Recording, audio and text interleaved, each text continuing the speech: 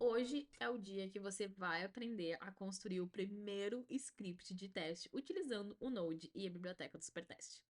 Então, se você está preparado para isso, já pegue a sua bebida de preferência, porque a gente vai ter muito código aqui.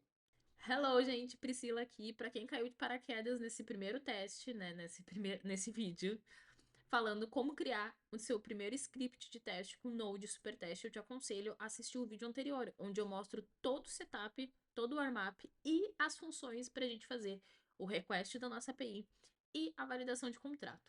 Aqui nesse vídeo a gente já vai começar a fazer o nosso primeiro script de teste, já utilizando essas funções. Então, se você não viu ainda, clica aqui na descrição, vai pro vídeo e depois volta para esse para fazer o seu script, tá? Então, galera, vamos lá, porque a gente quer ver código, né? Então vamos lá. Seguinte, bora lá. A gente parou aqui, né, nessa nossa função de validar. E agora a gente vai criar os nossos arquivos de teste, né? Então, mas antes de criar vamos criar o nosso arquivo de teste primeiro, né? Depois a gente dá o nosso comando para testar. Então é o seguinte, como que a gente vai, né, criar esse nosso arquivo de teste? O primeiro teste que eu vou querer fazer com vocês é testes de contrato. E depois a gente faz um teste funcional da nossa API. Então, para isso, eu vou criar uma pasta exclusiva de contrato e uma pasta de teste funcional, para a gente deixar as coisas separadas. Então, a gente vai ter primeiro uma pasta de contract, né, que é de contrato, e depois a gente vai criar uma pasta de functional, que é testes funcionais. Então, aqui na nossa pasta de testes de contrato, antes de criar o nosso primeiro script, eu preciso apresentar para vocês a API que a gente vai utilizar, né? Antes de mais nada, né? Então, galera, a gente vai utilizar a biblioteca do Fake Story API, que é uma API REST open source de simulando uma loja, né? Então, a gente tem aqui produtos, tem carrinho, tem usuários, tem a parte da autenticação. Então, e o mais legal dessa API é que é uma das poucas APIs que a gente consegue fazer o CRUD, né? Que é criar, buscar, né? Quer dizer, criar, né, um produto, buscar um produto ou buscar todos os produtos, atualizar ele e deletar. Isso é muito legal porque como a gente está falando de APIs REST, cada uma desses endpoints, né? Cada uma desses verbos a gente acaba tendo que gerar uma função genérica, né? Que na nossa aula passada a gente criou uma função genérica de get. Então, para cada uma a gente precisa criar uma função genérica, porque cada verbo de uma API REST é uma estrutura diferente para um request, tá? Então, legal a gente ter esse tipo de API aberta, que normalmente é só buscar ou criar um dado, né? Então, quando a gente tem uma API assim, ela é muito legal porque a gente consegue entender as diferenças, as diferentes estruturas que a gente pode ter, tá? Então, claro, né? Se vocês gostarem e engajarem bastante nesses vídeos, eu posso ir trazendo como é a estrutura dos outros verbos, né? Mas a princípio, no meu teste aqui com vocês, a gente vai fazer o get, tá? Mas vocês engajando bastante no vídeo, compartilhando, curtindo, visualizando ele até o final, porque ajuda bastante, né? Ajuda tanto a dizer pro YouTube que o conteúdo é relevante, que o conteúdo é útil, quanto também me ajuda a monetizar o canal, que a gente tá bem pertinho de monetizar esse canal, galera. Tá? Então não esqueçam, engajem bastante, curtem, comentem, compartilhem e não esqueçam de se inscrever no canal também, né? E aí a gente vai trazendo outros endpoints também pra cá. Então a gente vai fazer a busca de um único produto, tá? Vamos simplificar.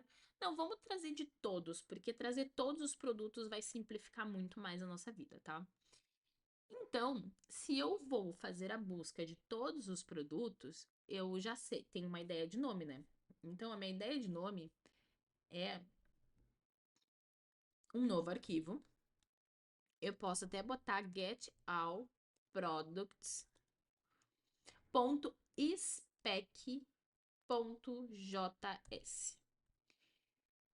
Gente, nomenclatura de specs de teste, elas são muito importantes, porque elas precisam dizer o que está acontecendo ali, não necessariamente o que está acontecendo ali, mas o que é aquilo ali. Dessa forma, eu estou sendo muito específica, dizendo, ó, que eu estou dando um get em todos os produtos. Nomenclatura. Por padrão, galera, arquivos de teste tem que ter ponto .spec ou ponto .test, tá? E o complemento, óbvio, da linguagem, que no nosso caso a gente está utilizando JavaScript, então vai ser ponto .javascript, tá?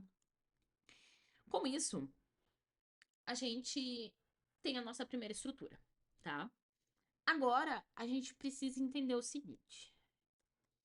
Como que funciona a estrutura, né? Como é que funciona a estrutura de teste? Você se lembra que a gente instalou o Jest, né? O Jest é uma lib de testes unitários. Vocês vão achar bem estranho, mas por que eu estou instalando uma lib de testes unitários? Porque quando a gente está fazendo testes com Jest e Supertest, a gente utiliza essa lib por causa dos comandos de teste, tá? Não, ai meu Deus, é uma lib de teste unitário, vou fazer teste unitário. Não. A gente vai utilizar os comandos para dizer pro programa que, ó, isso daqui é uma suíte de teste, isso daqui é um teste, isso daqui é um pré-teste, isso daqui é um pós-teste, tá? Para ficar mais claro, é o seguinte. Eu preciso declarar a minha suíte de teste. Describe é a minha suíte, tá?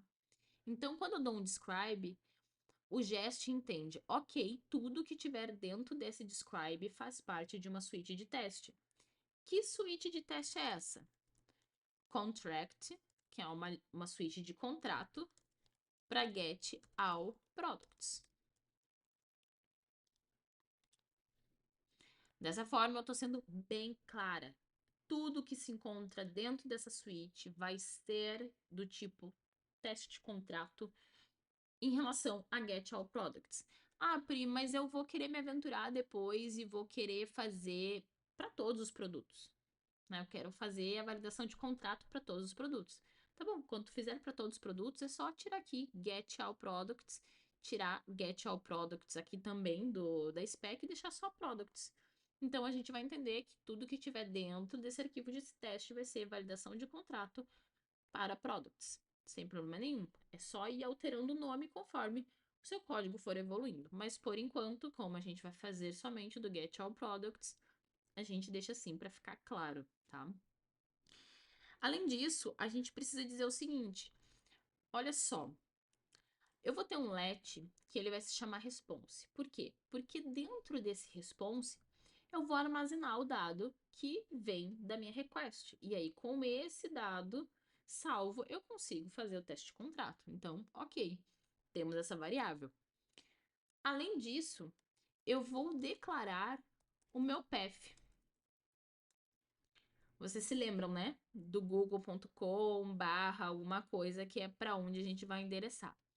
Aqui o meu Copilot ele já identificou products por causa do nome e tudo mais.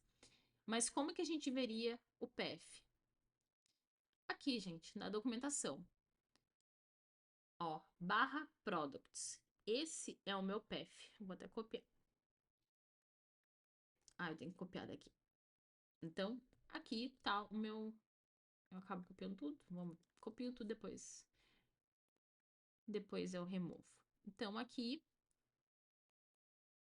eu tenho o meu /products, tá? Que é o meu path, que é o que eu tenho que passar. Você se lembra lá do nosso arquivo de request, né? Até aproveitar e já vim aqui no meu arquivo de request, né? A gente tem que passar nossa base URL. Então, aqui a gente já tem a base URL, tá? Então, a base URL e depois recebe o nosso path e tecnicamente, né, se resolve tudo. Então, tá. Tenho o meu let para receber o meu response e tenho a minha const chamada path. Pri, por que que um tá let e o outro tá path? Seguinte, galera. No JavaScript tem uma diferença, tá? De let para const. Quando a gente trabalha com variáveis do tipo let, elas podem trocar a qualquer momento o que tem dentro dela. Ela simplesmente pode trocar. Então, uma hora pode ter um response, pode ser uma string, depois pode ser um int, ela troca. Ela recebe qualquer coisa que tu dá, ela vai receber ou sobrescrever. Quando a gente está falando de constante, não. Constante é constante, deu, pronto, acabou. Se esse constante path é barra product, não adianta depois, no meio do teste, eu querer fazer isso daqui, ó. Barra banana. Não vai funcionar. Vai dar erro, tá? Aqui não tá mostrando erro, mas quando a gente executar, ela dá. Porque ela não pode, ó, já deu notificação para mim aqui, ó, do Visual Studio, ó. Extract constante nesse escopo, entendeu? Ele já identificou, cara, não pode ter, tá? Então, é por isso. O que que eu uso? Quando eu tô falando de response, galera, vocês sempre vão ver eu declarando como let. Por quê? Porque uma hora eu vou receber o response body, depois eu vou mexer nele, e aí, por exemplo, retorna uma array, e daqui a pouco eu quero só uma parte, eu vou manipular e vou utilizar sempre aquela variável chamada response. Questão APF, não. Coisas que são fixas, que é aquilo, deu, pronto, acabou, é constante. O que pode ser mudado, vai mudando durante o teste, é com let, tá? Bom, e aí o que que a gente vai fazer? Antes de utilizar o before all, que é o nosso pré-teste, eu vou querer fazer ele dentro de um it. E esse it é o meu teste, que ele é da biblioteca do Jest, onde tudo que tiver it é um teste. Ou seja, dentro de uma suite, que é um describe, eu posso ter um ou mais its de teste, tá? Então, o que que eu vou botar aqui? Vamos testar primeiro a nossa request. Só escrever assim, ó, request. Por quê? Porque eu quero testar. Então, eu já vou dizer aqui, ó, o response vai receber o get request. Ele já identificou. Só que tem um problema. Eu tenho que declarar, né? Então, eu tenho que declarar que o const get request, ele tá dentro desse arquivo utils. Utils não. Ele tá dentro do meu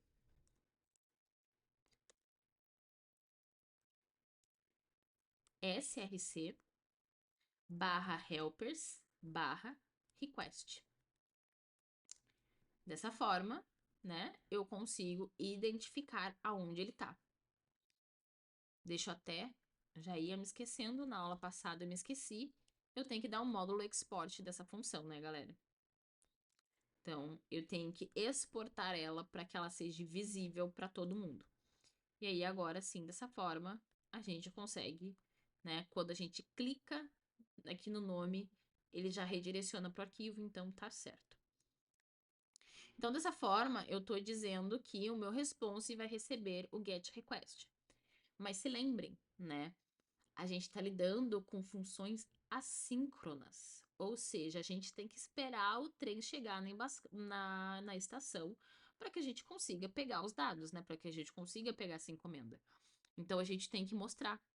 Então, aqui no meu teste, eu tenho que dizer, olha só, eu tenho uma função assíncrona, onde tu vai ter que esperar o trem chegar na estação para pegar esse response e aí a gente conseguir fazer algo com esse response. Que no nosso caso agora, nesse momento, é dar um console log para ver que tudo deu certo, tá?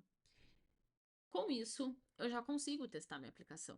Só que eu preciso do comando de teste, né? Porque a gente tem um comando específico para realizar os nossos testes. O comando que a gente utiliza é o gest. Então, aqui nesse nosso arquivo de teste, a gente vai substituir por gest e vai dizer que os arquivos de teste estão dentro dessa pasta. Onde, tirar essa parte aqui de config, porque ela não existe, mas o resto é tudo igual.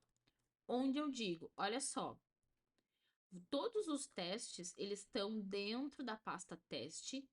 Esses asteriscos aqui é porque se existir subpastas, ele vai entrar nas subpastas, contanto que o nosso arquivo de teste seja .spec.js. Ou seja, se eu tiver um arquivo de teste assim, ele não vai executar. Se eu tiver um arquivo de teste assim, ele vai achar. Mas se ele, por exemplo, se eu escrever um arquivo de teste aqui, né, com o exemplo que tá aqui, se ele tá como spec, eu boto teste, ele não vai encontrar nenhum arquivo, não vai rodar nada. Então, tem que ser condizente os nomes, tá? Então, aqui é spec. Ah, Pri, mas deu sugestão de teste. É aquilo que eu falei. Ou utiliza spec ou utiliza teste. Eu gosto de utilizar spec, porque eu tô falando que é uma spec de teste, tá? Mas aí é gosto do freguês. Tem gente que usa ponto teste, eu prefiro ponto spec, tá? Não existe certo ou errado, é preferência. E aí, com isso, eu vou abrir o meu terminal aqui. E aí, eu vou mandar rodar. Eu vou dar o comando npm run test. Por quê? Porque aqui eu declarei teste como variável, tá? Então, quando eu der o npm run test, ó, ele não achou nenhum comando gest instalado. Sim, porque eu tenho que dar um npm install, né? A gente tem que instalar o projeto. Agora tá com a pastinha de Node Modules. Eu vou conseguir rodar, viu? Já. Isso, gente, de se esquecer de dar um npm install é certeiro quando a gente baixa um projeto, mas não instala e vai começando a codificar. Isso de não ter dado install é muito certeiro, tá? Então, agora vamos mandar. Opa, não é npm install, é npm test. Aqui, vocês podem ver que ele, ó, vamos, deu erro, já encontramos um erro, a gente já vai analisar ele. Mas aqui, quando eu dei npm run test, olha só, ele identificou os arquivos de teste, né? E aí, o que que ele tá dizendo? Ele achou um erro, olha só. O erro foi expected type application JSON, mas ele obteve, que teve application JSON char7 UTF-8. Então, é lá na nossa requisição aqui, porque é o nosso expected content type. Pri, o que que aconteceu? Vamos ter que ir lá ler a documentação, porque lembrem, na aula passada a gente criou uma estrutura base, uma arquitetura base. Agora, essas são peculiaridades da nossa API. Então, a gente vai entender, ó, o que está acontecendo aqui, ó. O response é um content type application JSON, mas, pelo visto, vamos até ver o curl aqui. Mas, pelo visto, ele tem mais aquele o UTF-8. Então, o que a gente vai fazer? A gente vai vir aqui e vai botar mais essa informação. Isso daqui, gente, esse padrão UTF-8 são formatações, tá? É como para quem fez já TCC, tem o formato de formatação ABNT.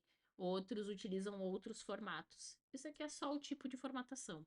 Aqui, além do UTF-8, eles estão usando o char7, o UTF, o Application JSON, eles estão utilizando a formatação char7, UTF-8, tá?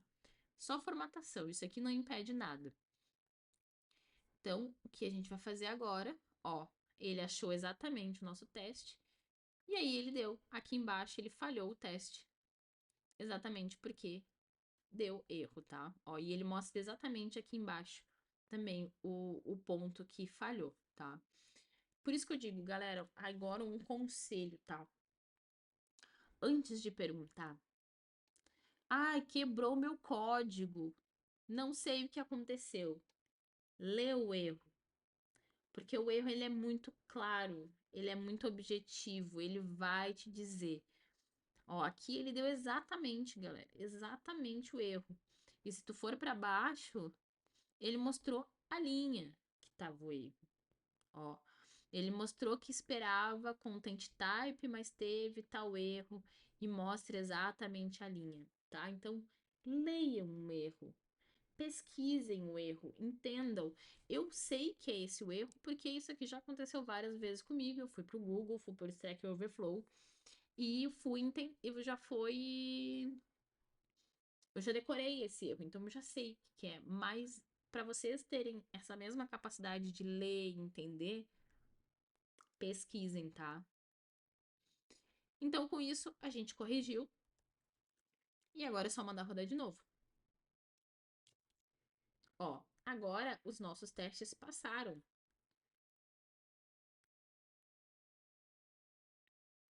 E aqui a gente tem toda a informação, tá? Por que tá com tudo isso? Por causa que aqui, galera, na minha spec de teste, eu disse que se desse tudo certo, eu queria dar um print. Então aqui, ó, eu recebi o meu response e aqui tá todos os dados. Isso deu certo, sucesso, a gente pode ir pro que a gente quer agora, né? Que agora o nosso it é fazer o quê?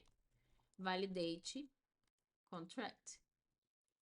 Você pode fazer em português sem problema nenhum, tá? É que eu comecei com inglês, então vou terminar com inglês, mas pode fazer em português. E aí, o que que eu vou fazer aqui para validar o contrato? Bom, eu vou ter que chamar essa função, né? Validate schema. Então, aqui no meu teste, eu vou dar um validate schema, que ele já importa para mim. Só que ele importou a lib, ele não importou. Ele não importou o teste, então vamos. Agora sim ele achou. Que aí quando eu salvo,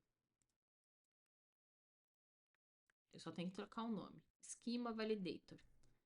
Por isso que cuidem o Copilot. O Copilot é muito bom. Ele. Tu só vai dando tab, tab, tab. Mas tem que cuidar os nomes que ele coloca. Porque às vezes ele mapeia o lugar certo, mas erra o nome. Tá? Então aqui, ó, certinho, entra no meu Validate Schema. E aqui não é Validate, né? É Validate Schema. Ó, que aí redireciona para o lugar certo. Então aqui eu vou conseguir dar um validate schema, onde eu vou passar o meu response e mais um esquema, que a gente ainda não fez. A gente vai fazer agora esse esquema, tá? Então a gente tem isso aqui, onde vai ter o response, que é o que vai vir daqui, e o esquema que a gente vai passar. Bom, agora que a gente fez e deu tudo certo, a gente vai criar esse esquema. Como que eu, Priscila, crio da forma mais fácil para a gente começar? Eu uso o Schema Validator, tá? Eu uso até, eu vou até passar o nome do site, ó, Liquid, esse daqui, ó, Liquid Technologies. Eu utilizo esse site tanto para validar arquivos JSON, para validar formato e tudo mais, e também para converter. E aí, como que eu faço?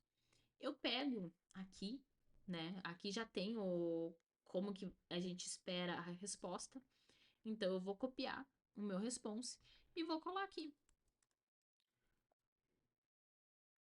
E vou simplesmente colar aqui. Vou dizer que não sou um robô e vou mandar gerar o esquema. Aqui ele gera o esquema, galera. Isso daqui é um contrato, tá?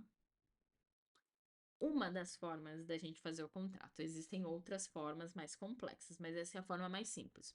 Mas o que que eu tô dizendo aqui? Olha só. Tudo começa com um array, tá? Tudo começa com um array. Se a gente for ver, realmente, começa com um array. Depois eu vou ter o itens. Esse itens, tá? Ele vai ser do tipo objeto. E dentro desse item do tipo objeto, eu vou ter algumas propriedades. Eu vou ter uma propriedade ID do tipo inteiro. Eu vou ter um título do tipo string. Eu vou ter um price do tipo number. Eu vou ter um description do tipo script. Eu vou ter um category do tipo string. Eu vou ter uma imagem do tipo string. Todos esses itens que estão aqui dentro são requeridos, ou seja, são obrigatórios. Quais são os requisitos obrigatórios que sempre tem que vir? ID, título, price, description, category e imagem. Tudo isso é obrigatório.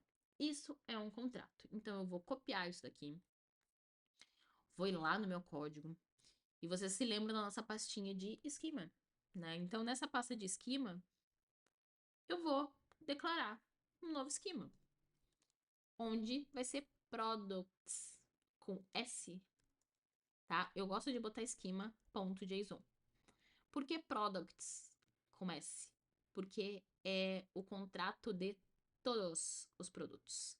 Se fosse somente o contrato de um produto, seria product, né? Único. Então aqui eu tenho um contrato. Lindo, maravilhoso. Até fechar, porque a gente não vai mais ocupar ele. E aí, o que eu vou fazer? Eu tenho que capturar isso aqui. Então, eu vou ter const esquema, onde esse esquema vai receber o meu SRC, esquemas, só que ele não é get all products, ele é products.esquema.json. Vamos ver se está mapeado certo, não tá. Por quê? Porque a pasta é sem SS. Agora ele identificou o meu arquivo, tá? E aqui eu vou substituir essa string pelo meu parâmetro esquema que vai ter recebido o meu contrato. Vamos ver se vai dar certo? Vamos dar um clear aqui. Vamos tirar esse console.log, porque a gente já viu que deu certo, né? Não precisa mais dele. E a gente vai mandar rodar o nosso teste. E agora a gente vai dar um npm run e os nossos testes passaram. Ó, response is valid de acordo com o esquema. Que é exatamente. Pri, mas e se tivesse um erro? Como que eu sei? Simples, a gente pode vir aqui no nosso esquema, galera, e botar que o ID é uma string. Vamos mudar o título e agora vocês vão ver. Ó, até a gente vai fazer o teste para ver se a nossa função, né, se o nosso tratamento de dados, né, porque vocês se lembram que a gente tratou, né, que se vier um erro, a gente printaria todos os erros e teria que imprimir exatamente o que aconteceu. Vamos ver se aconteceu isso, tá? Ó, aqui, ó só. Opa, já fui demais. Deixa eu ver aqui. Vamos, ó. Exatamente, olha só, veio direitinho o erro, veio tudo isso mesmo. Aqui, ó. Response is not valid according to the schema, ou seja, o request não tá válido. Ele mostrou exatamente onde travou, e aí o que ele imprimiu? O console log, ele imprimiu a instância de todo o nosso, de todos os de todo o nosso response, tudo que retornou aonde deu erro. Deu erro em tudo isso daqui, ou seja, em tudo, porque é o ID, né? Porque é o ID. E aí vamos ir lá para baixo onde tá o erro, né? Deu erro em tudo isso aqui. Cada um desses é onde foi exibido o erro. E aí isso é um ponto bem legal, porque imagina se dentro desse array tivesse, não, tem alguns IDs que estão como string e outros estão como número. Iria imprimir só os que estão como número, tá? Só os blocos de contrato que estão com erro que seriam exibidos, tá? E aí aqui ele mostrou o esquema, tá? Os options, path, e aqui tá o array de erro, ó. Esse aqui, ó, result.errors, é exatamente isso aqui, ó. E aí, o que que vai acontecer? Ele vai começar a imprimir, tá? É que aqui eu dei o console log, por isso que retornou tudo. Mas, ó, aqui, ó, console error, que é exatamente essa linha de código, ó. Exatamente a linha de código. Qual é o erro que foi encontrado? Instância zero, ou seja, meu response no primeiro parâmetro, no primeiro objeto, o ID is not of a type string. Ou seja, galera, ele está dizendo exatamente o parâmetro que não é o tipo esperado. E aí, ele falha o nosso teste. Por quê? Porque a gente deu uma search fail. Isso, galera, é muito importante. Se tu chegou num bloco de erro e aquilo dali falha o teste, assert fail, e aí tu coloca a mensagem muito clara do porquê que o teste falhou. Nesse caso, response validation failed. Simples, ó. Response validation failed, ou seja, o contrato response da validação não passou. E aí o que ele mostrou aqui? Teste switch uma falharam, mas os testes, um falhou, um passou, de 2 no total. Por quê? Porque aqui nós temos 2 hits, ó, nós temos 2 testes. Esse teste aqui passou, retornou o response. Nosso problema foi na validação de contrato. O tempo, um segundo, estimado no máximo 2. Então, gente, o que que eu posso dizer? Teste de contrato não mente jamais. Um teste desses, galera, é muito importante dizer. Isso daqui valida possíveis erros de integração. Imagina se o teu sistema não aceita string, aceita somente inteiro. Vai dar erro, vai mostrar. E antes que chegue o problema numa integração, tu pegou num teste. Então ele é muito simples, muito rápido. Vocês viram? Em 1 segundo a gente pegou um erro no sistema que com certeza seria visto muito mais pra frente, tá? Então, aqui a gente já fez um teste de validação de contrato, evitando-se que tenha possíveis erros de integração no sistema. Podemos melhorar esse código? Sim, e é exatamente o que a gente vai fazer agora, tá? A gente está falando de uma suíte de teste de contrato. Então, não tem porquê um dos nossos its ser o request. Esse request, ele deve ficar dentro de um before all. O que que é esse before all? Before all é execute isso antes de qualquer teste. É como tá aqui a mensagem do Copilot. Copilot, any setup need before running test, ou seja, qualquer setup. E aí o que a gente vai fazer? Simples. A gente só vai fazer isso aqui, ó. E botar, obviamente, o async aqui em cima, tá?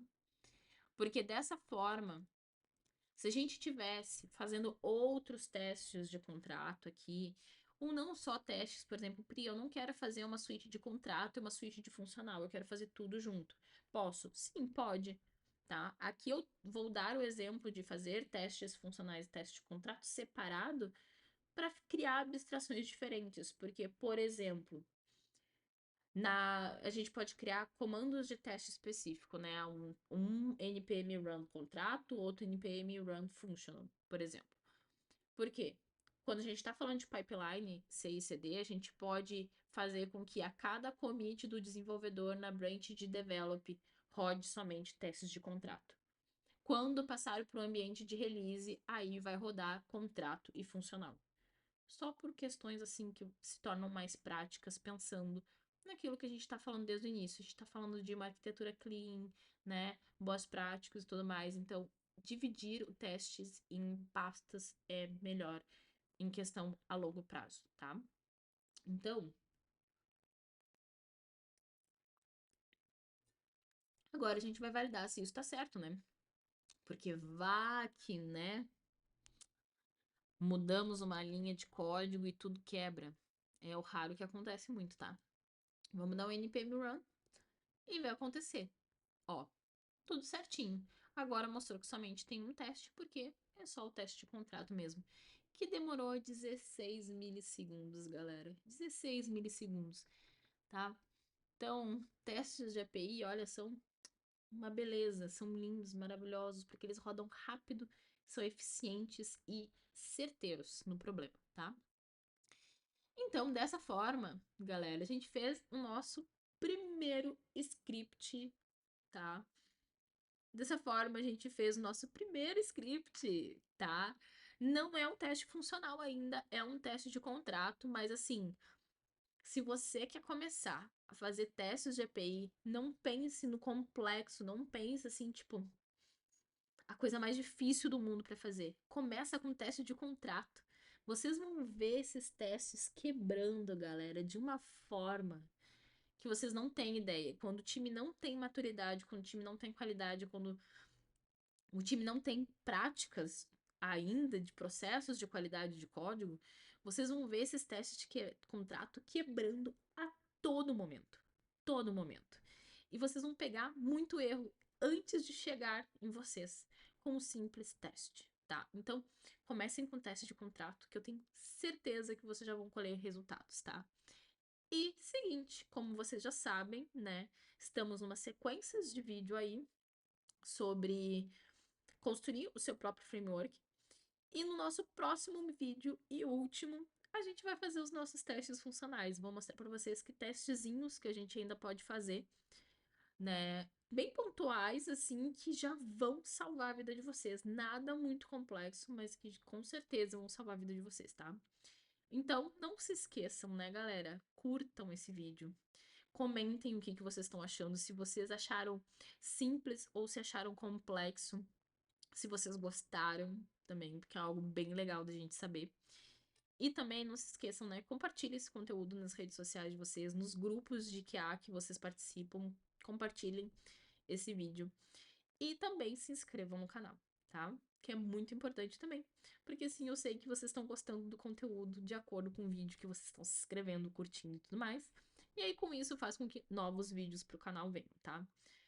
E galera, por hoje é só. Muita coisa, né? Muita explicação. Mais de 30 minutos de vídeo.